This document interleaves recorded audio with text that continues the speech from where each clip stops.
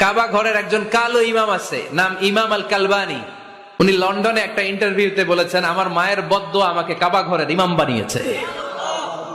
লন্ডনে একটা কনফারেন্সে উনি ইন্টারভিউ দিচ্ছিলেন। ওনাকে বলা হলো, কাবার সব ইমাম সাদা ইমাম, আপনি কালো মানুষ, কেমনি ইমাম হইলেন? উনি বললেন, আমার মায়ের বদ্দুয়া আজকে আমাকে কাবা ঘরের ইমাম বানিয়েছে। উনি বললেন, আমি ছোট্টবেলা অনেক বদের হাড্ডি ছিলাম, আমার মতো দুষ্ট আমার এলাকায় কোনো ছেলে ছিল না। মানুষের গালাগালি, মারামারি, দুষ্টামি, ভাঙচুর, চেঁচামেচি, চিৎকার, বিশৃঙ্খলা আমার মতো কেউ বেশি করতে পারতো না। কিন্তু আমার মা ছিল অনেক বড় আল্লাহওয়ালা। আমার মা জানতেন আল্লাহর কাছে দোয়া করার কত বড় পাওয়া। আমার মা যখন আমার উপর রেগে যেতেন, আমার মা জানতেন রাগের মাথায় বদদোয়া দিলে বদদোয়া কবুল হয়ে যাবে।